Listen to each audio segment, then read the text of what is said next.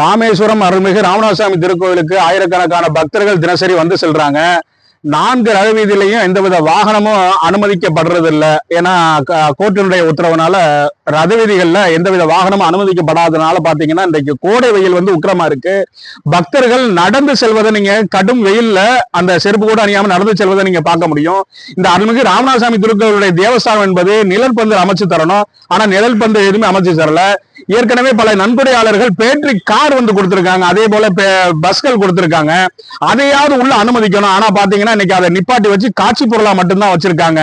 அதை இயக்குறதுக்கு தேவஸ்தான நிர்வாகம் முன் வரணும். பச்சை குழந்தைகள்ல இருந்து வயதானவர்கள் வந்து ரத வீதியில இந்த வெயில்ல வந்து வெறுங்கால நடந்து செல்வதையும் அதே போல ட்ரைசைக்கிள்ல போறதையும் இன்னைக்கு பாக்குறது மிகுந்த வேதனை அளிக்கிறது. ஆகவே தேவஸ்தான நிர்வாகம் அந்த காட்சி பொருளாக வச்சிருக்கக்கூடிய பேட்டரி கார்களை பயன்பாட்டுக்கு கொண்டு வரணும் அப்படின்ட்டு பக்தர்கள் சார்பா கேட்டுக்கிறோம். பேர் மட்டும் சரவணன், ராமேஸ்வரம்.